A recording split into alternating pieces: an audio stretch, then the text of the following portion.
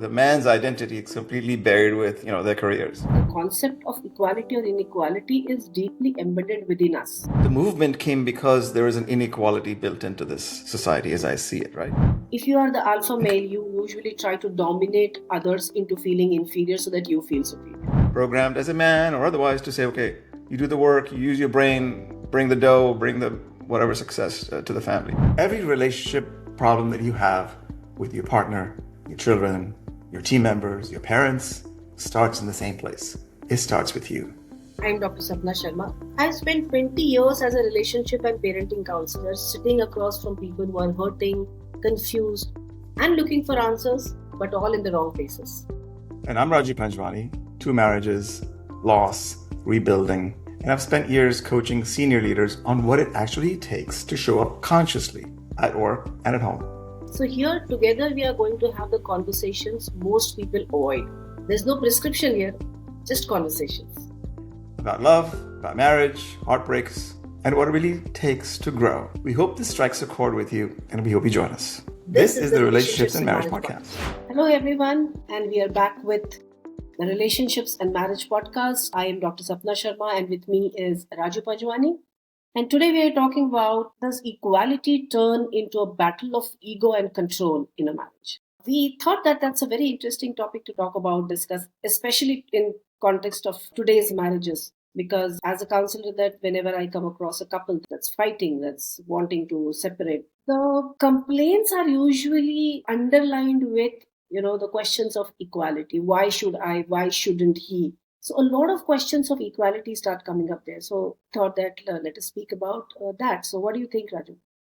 Well, it's a loaded topic, of course. As I speak to a lot of clients and others, and by the way, we're recording this today on International Women's Day. So, hey, what does it got to do with, equality? I think the last several decades of, ERA and other women power empowerment, it shows that there is somehow a built-in inequality in our society. And I think it's a great platform to bring these questions up because, as I talk to my clients and what they face is the man's identity is completely buried with, their careers. And I'm not just talking about Indians, and although I have a lot of Indian clients as well. So they're a little different. But broadly, I think whether it's America or another country, but mostly America and India is what I know. I would say it is, the word battle sounds a little harsh because that means we're about to get divorced. I think that's kind of where the people you deal with. And I think sometimes it's just the day to day, what happens every single day is what's breaking something. And then one fine day, oh God, divorce. So it's what work do we do? What do we give to the relationship is where I think I come from. Right. Perfect. We have been talking to other couples also generally in life. We have been dealing with our own relationships in different contexts, not just a spousal relationship, but even, other relationships. And at workplace, we do come across these words being used very loosely: equality, ego, control. These words, I personally feel they're being used very loosely. And before we go ahead, we need to actually understand that what does it even mean? You said that you gave the reference of International Women's Day, and you did say that there has been an bias, right? That's the word that you use. Yes, indeed. Yeah, I would like to know from you that what did you mean? What is the context that you wanted to give? Well, in the sense that I feel it, and I've written about this before every International Women's Day, it's like, hey guys, this is insane. We're all born out of women, so what are we talking about? It's not like women are in charge. And why are we picking one day to celebrate International Women's Day?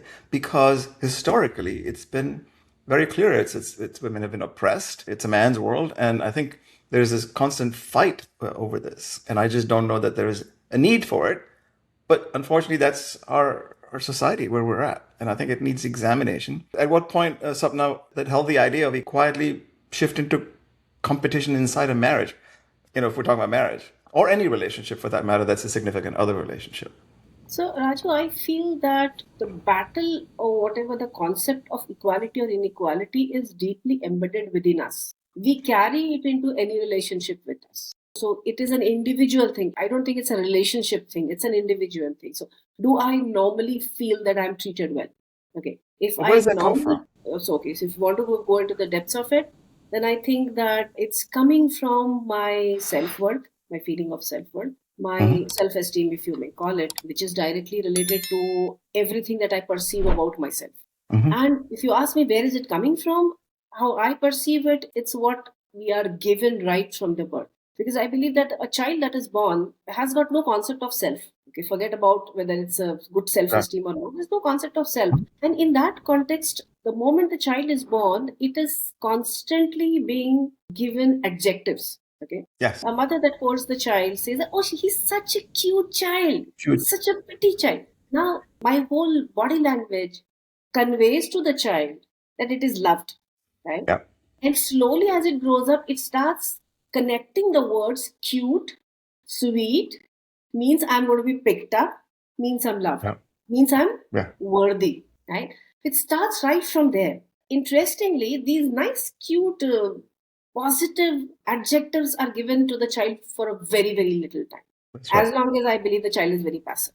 The moment the child becomes active and gets kind of destructive around the house and makes everyone's life miserable, we have more and more negative adjectives for the child. Oh, he's so destructive and he doesn't let me sleep and he makes everyone's life and he cries so much and he spoils so many clothes.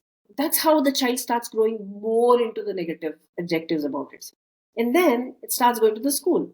And I believe the education systems almost across the world is built to tell you how you are not right, how you're not okay, what's not good about you, right? Because the parameters which are used to decide whether you're good or not basically can contain only top 5% of the students, right? So if there are good sportsmen, good academician, good whatever expert, it's top 5% of him. So again, the child is given a feeling that you are average, you're nothing much, nothing less. And then to top it all, there's the media, which is practically showing us advertisements like, this is this girl with, she's a dark girl and she's walking into an interview and she's rejected. And then she Yeah. comes back with a glowing face and she's selected, right? So at every stage, I am being given adjectives, and at no stage is there any effort from anyone to help me understand who I am. So I'm carrying all of this into a relationship, into a marriage. This is what I believe about myself, irrespective of what I'm showing outside. I said society because it's really, you're born into this program that exists already. The child, as you say, doesn't know anything, right? And then it's being shaped by first the immediate family and parents, and siblings if there are any, or other societal things, whether it's your friends in school, as you said. So the thing is, we are just, I think ultimately, if there's going to be any change, it's always awareness, right? That's what's been going on for these 50 or 60 years of this movement. And I think the movement came because there is an inequality built into this society as I see it, right? But excellent point that you make is like, why are we this way? So if we keep examining the question, why are we behaving this way? And so you get into either deeper questions or broad questions about society, or is it, I'm treated this way, and that's why my self-worth is tied to that. But don't you think the child also, on the other side, is the male child? What's the difference there for a male Exactly. versus a female? So now, when I say the concept of inequality or equality has got nothing to do with the genders. The concept of Right. equality or inequality is inside me. Okay, how I am feeling about myself. Okay, if I am feeling I'm worth, I would treat everyone with respect, right? When I am not feeling worthy enough, I want you to respect me. Okay, Yeah. whether I do anything right or wrong, irrespective, I want you to give me respect. I want you to treat me above you. I want you to do the things with the way I tell you, right? And these people who are involved in this so-called inequality, unequal treatment in a marriage, you would see them having similar pattern with their other relationships, also, with their subordinate. If you watch them working with their subordinate, you will observe that same pattern there. So how do you, in your work, you basically examining for them? Do you give them tools? What would be a tool in this particular example that our listeners and viewers can actually use? Okay, I have to examine myself whether I'm a man or woman, is what you're saying, right? Okay, we will come to that after some time when we are more into this topic. But before going ahead, I would like to ask you for some question. I would like to know Sure. your Sure. opinion. How much of what a couple calls a fight is actually it's about equality, or it is just our egos going unchecked? How do you put it? What is your experience? Well, there's personal and there is, of course, what I see with my clients. I'd say in my personal thing, is there a battle going on for equality? My first marriage was arranged. So it's a little bit of it's already preset in the way it's supposed to be, and then you realize that that's a concept. It's supposed to be this way, but you're the man, go work. That's the concept for some of the Indian marriages. So it was like that. But you're not living in India where there is a good infrastructure, joint families. So there's a bit of, healthy, sometimes unhealthy support people around you. So you can rely on other ways to maybe divide the chores or have help, etc. In a nuclear society in America, in New York, just two kids and the two of you, and there is nothing but you have to divide chores because we do everything ourselves here. So that's a big difference. And contrasting that, well, not so much contrasting, but in my second marriage, which was a very different thing, this is again, talking about personal experience. I think there was a built-in idea that there's no difference between us. So you could divide chores, that's a physical activity. However, there's also, should we go to dinner tonight or should we make a decision about something else? It could be anything from your family, your children, to your life and common mission, if you will, in the marriage, versus simply, making the simple decisions of life. It's a rhythm, it's a dance, right? Hey, I don't want to go to the movies, but you want to go to the movies. Or I don't like this, I don't like that. Or you play golf and I don't play golf. These things. So they show up in different ways, but I think I was blessed to have that where I could simply speak about, hey, I prefer to do this, and what about you? And then, so there was always this, what about you? What about you? So there was a good So, rhythm there. since you're talking from your personal experience, I'll just stop you there and ask you again because I'm more curious about your first wedding Oh, because this one being with an American spouse and you had lived in America for some time and you had lived through one marriage, so both of you had yeah. different concepts, right? How you take this in your first marriage? How did you look at equality when you were young? You were a man, an Indian man. How did you look at it? Well, I was somehow, I would say a lot of background there, but I used to read women magazines to understand women. I was a boy at 12 or 13 when I started reading, I think my mom's magazine, or Femina. And so there were a lot of these articles. And I go, wow, this is crazy because I saw my mother really feel and live oppressively and oppressed rather. So it was really a difficult thing for me to see. And so I was hesitant about anything to do with, girls and marriage other than the fact that I was already told not to date. That was not a concept for me back in the 70s or whatever, 80s or 70s. So it was a question of what am I doing? And if I met a girl or woman, what would that be like?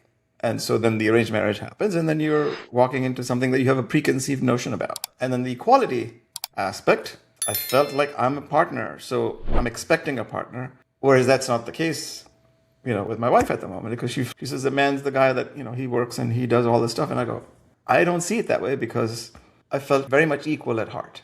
I don't know if I'm answering that question. That's how I felt. And that's why I had difficulty dealing with it when we immediately moved right after our marriage to the US. Right. So why I was curious is because in the beginning you said that there's a lot of things against the women, but it's not always true. It is not always true that inequality thing is always against the women. It can be against the men too, So because then why has there been such a movement for, NOW, ERA, etc.? Why? okay, Because we'll there's talk a about feeling. it. Yeah. So since we have come to that, my favorite topic, let's talk about it. Yeah. So see, physically, a male is stronger. Hmm? Okay, that's one Yep. fact which remains. Physically, it is easier to assault a woman and sexually also.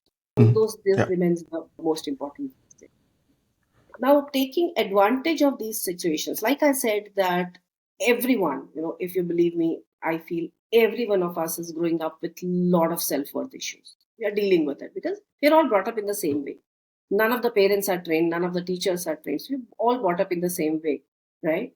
And while we are dealing with our own self worth issues, okay, if I'm not feeling good enough about myself, I need to feel good about myself. Okay, that's my basic Yes. inherent need. Okay. Now, the basic difference between a male personality and a female personality is that it's easier for a woman to accept that, okay, I'm not that good. Okay, it just comes with the personality. The male, on the other hand, is pumped up right from the childhood to feel that he's superior. He's supposed to feel superior. That's how the parents bring him up. That's how the society brings him up. You're the man. You are the man. Where's your masculinity? A small 5-year-old boy falls down and cries, and everyone says, "Don't cry like a girl." Okay, so crying, then it's girl. A man does not feel hurt. That's the kind of things which are told to a man. But whatever the society is trying to tell, whatever is happening inside cannot be changed. You're getting hurt multiple times, but you're supposed to be the man. Okay. So now you grow up, you're out into the society, and you're just trying to make a living. And there are other hundreds of males like you who are trying to make their livings, and all of them are fighting for their own superior. So here in the outside world, it's very difficult for you to get the position of a superior person. Where does that need go? When you go back home, there is a creature there who you can suppress. Okay, you can Mm. get physically violent with that creature. I mean, this used to happen earlier more. Now, even now, it's happening in a lot of rural areas. So you can dominate that person physically if that person is not making you feel superior. Okay, so that is how it would all evolve. And eventually, whatever is happening outside, whether you're feeling good about yourself or not, whether how you've been treated, it all come down that in the house I want to feel superior. So I will maybe physically assault my partner, I will verbally abuse my partner, my children, everyone, everywhere. And so, since this society was always a male dominated society everywhere to begin with, the rules were also formed accordingly because the men were protecting the men. Secondly, there's like another very interesting aspect of this male being attracted towards a woman, a female. Okay, now I'm talking just generally a general thing. It's about male of any species being attracted towards a female of any species. The men are very aware that how much they sexualize women. I'm not saying this in a wrong way. It is how the physiology of a male is made, right? But they know how I sexualize a woman when I look at her. So I do not want any other man to sexualize a woman in my life, my mother, my sister, my wife. So again, I'm trying to suppress her in the way that you don't move out. You should not talk to other men. You should not open up. You should not be free. Okay. So I'm putting all of this responsibility on her. Okay. And this is where it grew to. I don't believe that initially when the woman was asked to stay put, I don't believe it was because they wanted to suppress her. Initially, it was because she was a bearer of a child. She needed to Mhm. be taken care of. She needed to be there for the child. That's how it started. Right. But this is how it slowly grew into something which was. And then the people who wanted to bring about changes. Now, why this whole movement about women equality? There's a lot of different Sure. theories about that. I don't know. In the West, the very interesting theory which I've read, I don't know. Have you heard about the Industrial Revolution theory? Of course. When the capitalist world realized that you can tax only half the population, Right. Yeah.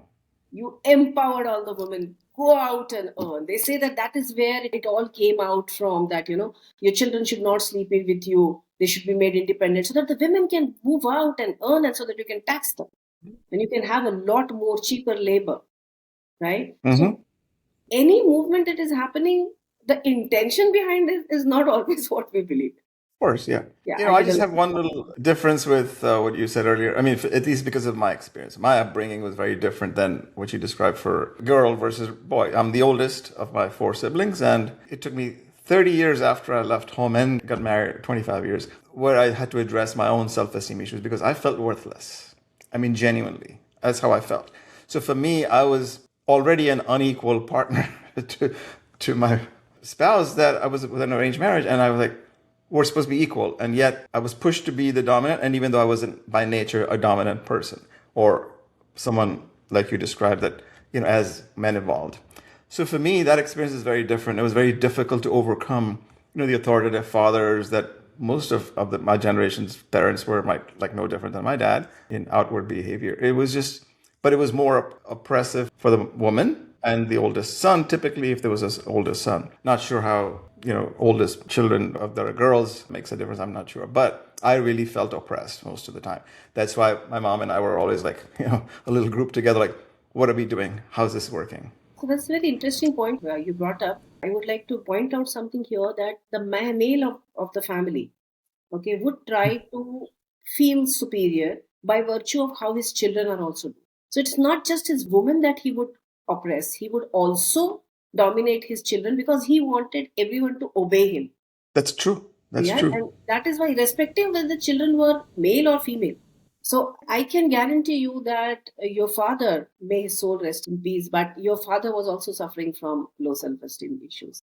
No doubt. I mean, I'm just simply saying that now when you examine that, oh, he was having his own identity issues. And All of and us. as I look at my siblings, maybe the younger two of them were not as feeling that. I mean, we talk now, and it was like, I didn't feel that, what you feel. everyone expresses their self-esteem in a different, or the Yes. lower self-esteem needs in different way. If you are the alpha male, you usually try to dominate others into feeling inferior so that you feel superior, right? But if you are of a submissive personality, you generally take it on yourself, feel inferior for the rest of your life, and you live That's like right. that, right? That's And right. then there is someone like me. I spent half of my life. You said 35. I did it till 40, and I was a people pleaser. Oh, right. Exactly. That's how I was dealing with because I wanted others to like me. And I Yeah. believed that they did not like me. And I know that's not right because now I know that they like all of them liked me. But then it doesn't matter. It doesn't matter because when I talk to people today, they are surprised. They say that why would you have low self-esteem? You are good Right. looking, you are good education, and everything is good. But it doesn't matter what I have, it's what I believe. When I believe Exactly. inherently that, maybe I'm not good enough, that's what gets into it. So that's what we are bringing, all of us are bringing into a relationship. And then depending upon our personality, we manifest it. Well, yes, and I think that's true in as I see around the world. I mean, it's not just America or India; it's Exactly. everywhere. It's human. People It's a human thing. people won't do anything outside their comfort zone because they're not good enough to do Yeah. that, right? And it's just such a common refrain. I don't think people will like this because I'm not that good, or whatever your other issues are that relate to self-esteem. I can relate to that very well because it took me a very long time, as I said. So, but a question for you, Sapna, is what does a true partnership then look like when both individuals are refusing to dominate, refusing to dominate, but also refuse to submit? Is there such a thing? I know you probably talked It's about. actually a beautiful thing. Okay. I mean, what you're talking about is true relationship of equal. Mm, But that can happen if we are comfortable with ourselves, number one. Okay. right. So I don't take anything. If you tell me that get me a glass of water, I don't take it as if you are ordering me. Right. Exactly. I am there. So you say that, can I get a glass of water? And I give it to you. Right? Yeah.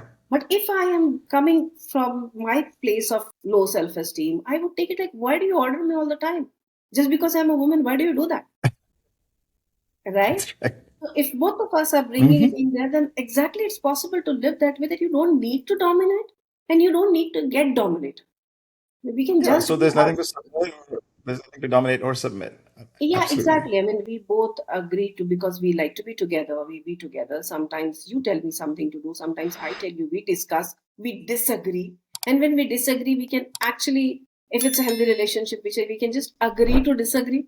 I have seen in most of the relationship tussles, they take the disagreements to the extent that one of them has to fail and the other has to succeed. And I'm winning this argument. Mhm. That need is Yeah. not there when you are self assured. It's okay. I put my point forward. You like it, you take it. You don't like it, you don't take it. Right. Right? But that needs a lot of work on self. Everything requires work on self because there's no other way out. Because as you examine yourself, it all comes down to your behavior, right? Absolutely. You asked me that question then. How do you work on Yeah. that? So I start working with trying to help them see how they can make their life better. I don't like to tell anyone who's wrong. It's for them to find out who's wrong or who's right. Because I believe everyone is always right in their own perspective. It would only be a madman who would do things he feels he is doing wrong. Right? Mhm. Everyone does whatever he or she does because they believe that I'm right. Right? So it's not about who's right or who's wrong. I start by asking individually them the questions that what do you value? And eventually, when they come to the point that, I want to be happy, okay, I say that, okay, this we can work. But Right. interestingly, this comes quite late because as much as possible, if I ask them that, what do you want? As far as possible, they keep try to tell me that, he needs to change, she needs to change, Right. he needs to stop this, he needs to start this. And when we finally surpass all of that and we come to a point where they have to tell me that, I want to be happy, this is what I know that we can work on. And so each one of them is individually working on their own happiness. There's a Mhm. process to that. We work That's through the right. whole process of self awareness, which then goes to the self worth. But if I want to be happy and if you want to be happy, then I don't know why together we can't be happy. It's as simple as That's that. right. But having said that, let me also tell you very few couples in therapy last till that point. Most of them, because they come to the therapy till the time they can tell me how wrong their partner is. They'll keep on Mhm. coming till the time they can make a point, and every time they love to tell me stories. He did this, he Yeah. did that, he did that, and she did this, and he did that. They keep on doing that. And when finally there's nothing left there and I start asking them questions which point towards them, that's when they drop off. So, in that experience, then, what are the factors that play a part in this power struggle? Money is an example. Is there anything else? Or maybe let's talk about money, financial independence or otherwise. It's not about anything in particular. It's Mm-hmm. not. It's how you perceive all of these things. Okay. If I'm earning and I feel it's my power, I'm doing something amazing, extraordinarily different, and you should all obey me, then money is a Yeah. problem.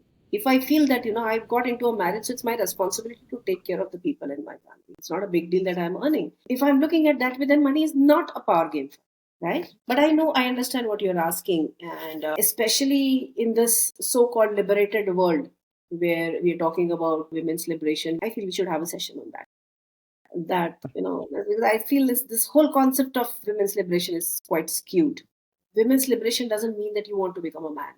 Yeah, I Okay. don't know that that's really how it's thought of. It's like, I'm equal to you. That's probably what they think of mostly, right? So if I have to sit at home and take care of the child, I look at it as an inequality. Now, if I start Yes. looking at it that way, I am going against the nature, right? I'm sure that my husband should also take care of the child sometimes, but I have inherent motherhood in me. Okay. The Mhm. child is more comfortable with me as a mother, right? So the job of caretaking is given to me by nature. Like I give this example, Raju, it's a very interesting example. I often ask the women that, you always say that, why doesn't he do everything 50-50 in the house, this and that? Mhm. And he's not romantic, he's not this, he's not that. My question to them is that if your husband one day says that, I don't want to work and I don't want to earn, will you be okay with it? Because it's an equal partnership, right? So you should be taking the earning and let it, but you won't accept that. You would keep on telling him, no, it's a job of the man to take care of the household. So where is the equality? There's no equality. There's no equality here, right? So, and many women, I find that if they're earning, they often use this to tell their husband, don't tell me anything, I'm earning, I'm also earning. Why should I not Yeah. do it? Because I'm also earning, because I'm also earning, because I'm also earning. A man has been earning all these years, right? And you still tell him what time he should come home. And he doesn't say that I'm earning, don't tell me this. He says, see, this is what is happening is women are trying to become men. Instead of both of us trying to evolve into more intelligent human beings, this Mhm. is what is happening. So it's not about Oh, money or anything else. It's about how you perceive it. well, good. It's funny. I was speaking to a good friend about our podcast coming up and all that, and she related a story to me. It's totally pertinent to this issue. So, two couples, both Indian. Let's call them couple A, couple B. So, couple A, so they're born and raised in India. They're both medical doctors, all four of them. In other words, all those couples don't know each other, by the way. Mhm. So this is related to me. So this is, you're gonna forgive me that this is not my story. This is a story of somebody else. So this person observes their friends socially separately. The other couples don't know each other. So couple A was not able to qualify to come to the US for the exams, but they move anyway. The wife gets a job and then sets up her own practice, etc., and is absolutely killing it for this couple A. The man did not get the qualification. So what is he going to do? So he's always looking around for something else that the man's ego is telling him what to do. But he has been singularly unsuccessful. I think both couples have a couple of kids. So in this case, couple A man is unable to settle himself because he feels like one's making incredible amount of money, and the dominant nature of the wife is very obvious in society and everywhere else. And he hasn't settled, but he does sort of odd different things to get something going, and has not been able to figure out. We don't know the reason why, but it would seem to me that this is all endemic to self-worth and self-belief, self-esteem. Couple B, the doctor qualifies, both qualify. They come here, same thing. The wife is doing amazingly well. I forget whether she has a job or does whatever, but incredibly well, very successful, renowned physician, etc. They also have a couple of kids. And in this case, the man, also qualified, decides that he doesn't want to be pursuing his medical career like this. He dedicates himself to managing the wife's business. Yeah, so this is second couple is actually she's a businesswoman, meaning has her own practice, group practice, whatever. But she's the person who owns it. So making, forget the money, but yeah, very successful in every other way. And they have a beautiful relationship because the man, even though he's qualified, he doesn't want to do this anymore. He wants to just devote himself to managing a business and from everything from accounting operations and all that stuff. So I was actually listening with rapt attention, like, wow. So this is a great topic to bring up, as I said, from inequality and how money plays a Perfect, role. perfect. You brought up Isn't this that great? topic. This is a perfect example of that. Yes, it's got nothing to Yeah. do with whether you have money or not, who has more or who has less, whether you're working or Mhm. not. It's got nothing to do. Everything is Exactly. simply about how I perceive myself. How I perceive. It's That's not it. even about how you perceive me. The first step is how I perceive myself. I think what you're saying, you work on that. You give people the ability to say, okay, well, how do I work on myself? And then it's a process that you So, follow. so when you're going through this, but I have a very interesting question to you. Do you think a marriage can survive when one person does the inner work and other refuses? Because I often have these kind of couples in mind. That's a very big question. And so there is a good contrast, right? We already talked about my two contrasting marriages. Nothing that one is wrong or the other. Lovely people, both women that I was married to. Yeah, in the first case, there was no concept of inner work. Mhm. And I was always unsatisfied with where I was. My dad always just said, you'll never be happy. You're first in class, you're first year first, and yet you're not happy. I'm not happy because it's not aligned to what you want is what I want is not the same thing. Because dad wants me to be first in class. That's just like a belief system I'm ingrained with. And so I'm not going to blame my dad. As I said, God rest his soul. But it was just, it's how I grew up. So top, top, top, but misaligned with I guess what I wanted, my desires. And I still, therefore, now I'm a coach for always talking about alignment, inner to outer alignment in my life. There was no concept of inner work with her. Nothing to blame. That's just how they grew up. She was one of seven siblings and the youngest, and very much valued in her family. Perhaps she thought I never valued her. I don't know the answer, but she came into this very. I think the difference was that we came into a small nuclear family versus where she lived among many, many siblings with her. Now, I cannot say that Kim did a lot of inner work, like meditation, etc. But somehow, this American woman lived a life of total presence and Yeah. total joy. For her, she'd be happy for no reason. So apparently, she had done some work without knowing that she was doing the work. I'm still working at my age, internal inner work. And because to me, it's more a learned practice because we've been programmed with this because of India or otherwise, programmed as a man or otherwise to say, okay, you do the work, you use your brain, bring the dough, bring the whatever success to the family. In her case, she was a PhD in cultural, intercultural communication, etc., from great institutions, but didn't give you the feeling that she did in her work. But the way she lived her life, it has to have taken a lot of either God-given gift or maybe just how it is. So it's Yeah. hard to say work, but yeah, self-aware. It was a incredible self-awareness that existed already It that doesn't I didn't. definitely doesn't work if only one person is trying to. In India, we have this amazing thing. Oftentimes, I'm approached by one of the spouses for their relationship problem. Most of the time, Hmm. it used to be women earlier, but now even men are coming forward for counseling. And Hmm. invariably, when I ask them that, okay, we would want your spouse also to be a part of this thing, they end up saying that, I asked her or I asked him, and he said that, you have a problem, you go ahead. There's something wrong with your head. But did you say it was women that come first to the table? Earlier, yes. In the earlier generations, yes. In the newer generations, I think I have equal number of men and women coming in separately, So initiating. I must have broken new ground because in the US, becoming an Indian, I think I Yeah. was here like 10, 12 years, and I went to seek counseling. Because in India, And especially the it was, challenge that we have in India is the taboo associated with counseling in general. that's right. Also, I see that we are okay if needed. Suppose if my office is not giving me promotion because I need to upgrade, I won't mind going and getting enrolled in a course and That's learning right. something. But relationships, no. We have a strong belief that no one needs to teach us and we don't need to learn anything. Relationships and parenting, the two things, I don't know why we believe that we are equipped right from the birth with these two things. And trust me, these are the most difficult things in life. To go to a job and earn is the easiest of all of the things that we have to do on this earth. I Parenting totally and agree. marriage relationships, the most difficult job, but somehow there's a huge taboo. If you even talk to your friends about it, that I need help, there's something. So we have this thing, in India, that we will all have a big plastered smile on our face when we go out as a family and try to show off that wonderful family we are, even if we are practically killing each other inside the house. So Yeah. not Yeah. accepting that we have a problem, not accepting that we need help, not approaching or any kind of help is the reason which I find the bigger reasons why so many families are breaking down. because we do not really have to think about the Iran and Israel and Afghanistan and Pakistan issues in our marriage. It's the small little things of every day which is, It always, yeah, yeah, which I is agree. breaking our relationships, which does not need to happen. Because I've seen that the most of the couples who have come to me, I am very confident that if they keep continuing with the counseling process, genuinely, both of them, there's no reason why they cannot have a great. Mhm. So It's a we're sad talking about ego and control. So it looks like we have a lot of new topics to talk about for too. our future.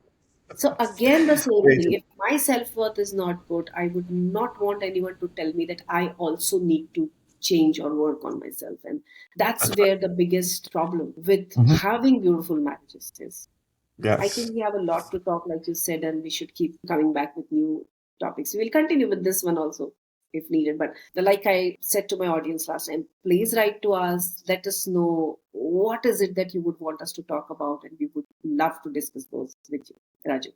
indeed. Yeah. So I think that's a great idea. We, again, through my clients who have, shared in confidence about a lot of their issues, they don't talk about the relationships as much, but it comes out in the way they, operate in different ways at home and at work, particularly men. I've got a few Indian men right now who are individually coached. And it's just amazing how little things can make such a big difference sometimes on relationships. So I hope whoever's watching, listening, take the time, as Sapna said, to figure out where your number one challenge is. Perhaps that's not everything. Just start with one on any relationship. It doesn't have to be your spouse, as we said, because we're talking about relationships and marriages.